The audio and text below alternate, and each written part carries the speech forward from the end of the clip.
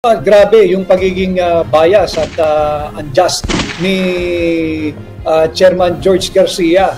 2019 nakaupo na ang Duterte Youth At kung sakasakali na yan ay carried over sa 19 Congress, bakit nakaupo ang Duterte Youth sa 2022 election? At bakit mo pinahintulutan na sila ay mag-qualify as a party list group ngayong 2025? Ngayong nanalo ng 3 upuan, sasabihin mo suspendido ang proklamasyon? Kung kailan tayo ang nasa taas, tayo ay magkakaroon ng 3 seats, bakit biglang sasabihin, very serious yung mga kaso na yun? Very serious pala yung kaso na yun Bakit yung huling hearing natin, December 2019 pa, nakalagay doon 1 month, mare-resolve na nun? Bakit kalahating dekada na hindi nyo na-resolve? Ganun pala ka-serious. At meron ka pang propaganda na hindi ibig sabihin sila ay hindi nanalo, kundi hindi lang sila ipoproklama. Ganon din yun. You have just frustrated the will of the Filipino people. 2.3 million votes. Huwag mo na kaming budulin. Parte ito ng makinarya ng pambubudol. Attorney Vic, ang nangyayari ngayon, balik ako dito sa COMELEC, may issue ng pandaraya, di ba? May maraming nagsasalita na diyan. May mga nakita si Attorney Glenn Chong diyan at yung mga yung ibang mga poll watchers. So, marami rin mga nakita natin na nagkaroon ng vote buying. So, anyway, so ngayon ang ating Duterte Youth at yung BH party list ay sinuspende yung proclamation dahil ito daw ang mga party list na ito ay may mga nakabindi na kaso, lalo na itong Duterte Youth. Sila ay sa tingin namin ay pinag-iinitan ng administrasyon at ng COMELEC. Kaya ako nabanggit yung mga discrepancy kanina at yung mga vote buying kasi ang dami mga politikong nakita namin sa social media na nakalantaran yung kanilang pangalan na nag-vote buying pero hindi naman sinuspende yung iba doon na mga nanalo ang kanilang proclamation. So dito sa issue ng Duterte Youth at ng BH Bagong Henerasyon Party List, anong sa tingin mo ang nagiging motibo or tama ba na isuspend sila?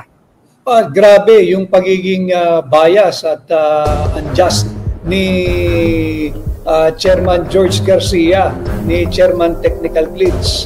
Kapagkat malinis yung pagkapanalo ng Duterte Youth, 2.3 million votes. At yung kanilang pagkakaproklama, hindi na dependent yan sa technical glitch, dapat yan iproklama. At unfair na hindi iproklama dahil daw may kaso.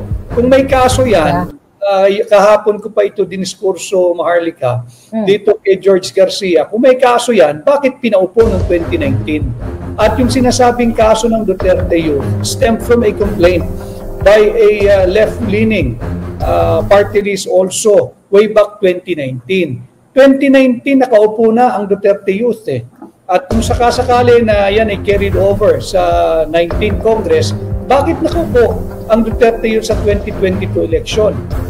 At bakit mo pinahintulutan na sila ay mag-qualify as a party list group ngayong 2025? Ngayong nanalo ng 3 upuan, sasabihin mo suspendido ang proklamasyon at meron ka pang propaganda na hindi ibig sabihin sila ay hindi nanalo, kundi hindi lang sila ipoproklama. Ganon din yun. You have just frustrated the will of the Filipino people.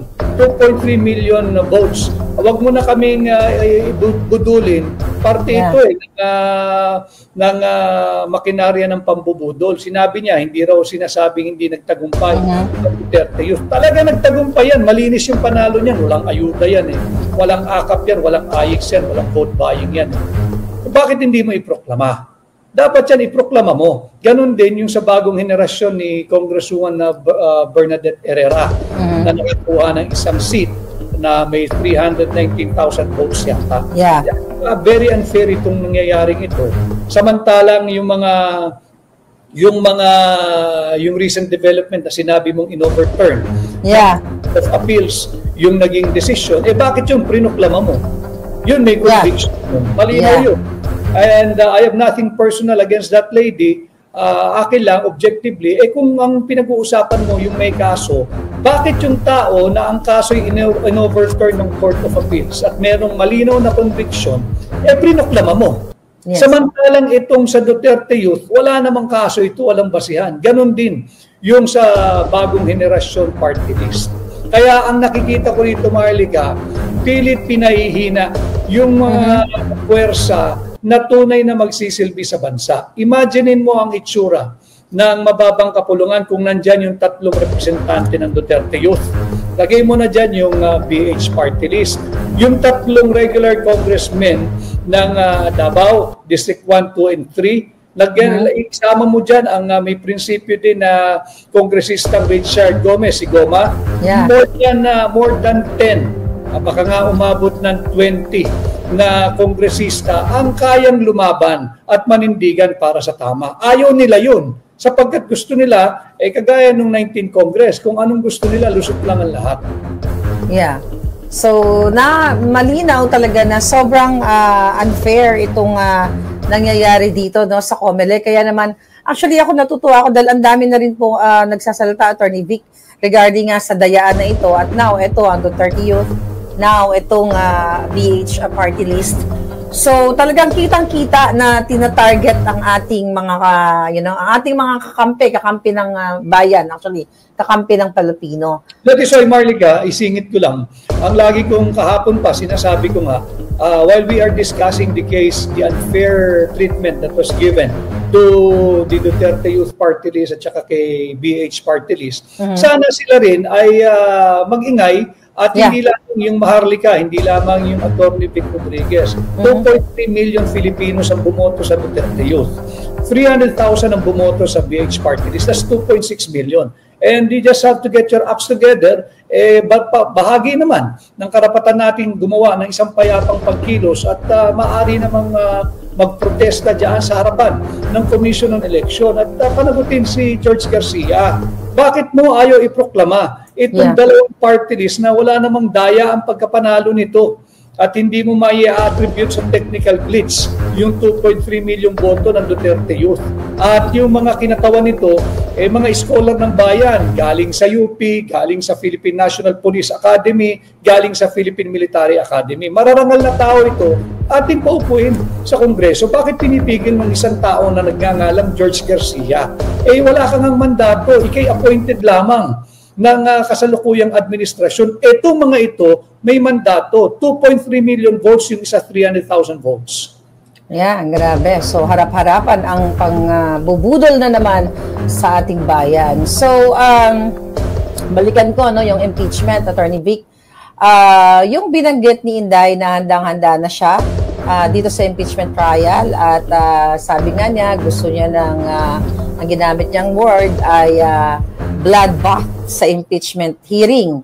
Kumbaga, talagang bakbakan. Pero yung ibang mga ayaw sa mga Duterte, mga ilan lang naman yan, at katulad ni De Lima, nililiteral yung ibig sabihin ng bloodbath. Madugo daw ang gusto daw ni Inday Sara ng madugo na labanan doon sa impeachment. So ano yung alam naman natin si De Lima, matalino naman ito Hindi lang niya siguro ginagamit yung utak niya dahil punong-puno siya ng bitterness or galit sa mga Duterte.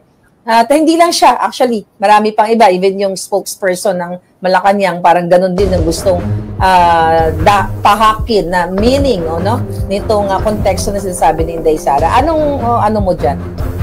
Point of view mo?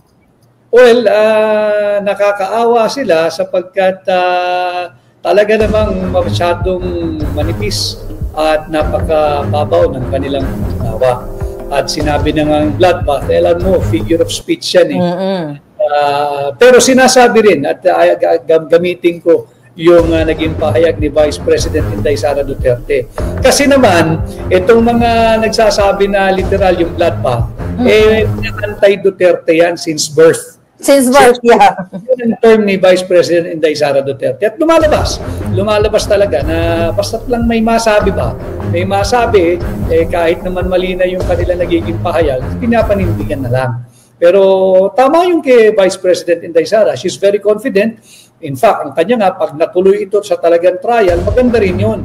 At mukhang yung sinasabi niyang bloodbath, meron siya talagang mga ebidensyang ilalabas na talagang ikasisisi ng kasalukuyang administrasyon. Andiyan Mismong kanilang aliado, campaign manager nila nagsabi na itong impeachment complaint, power and driven by money, power and driven by suhol, by bribery. Pirma ka, may kapalit kang pera. Mismo, si Congressman Toby Tiangco ang nagsabi niyan. Hindi yan sabi ni Atty. Vic Rodriguez, hindi yan gawa ni Maharlika. Yan ay sinabi mismo ni Congressman Toby Tiangco.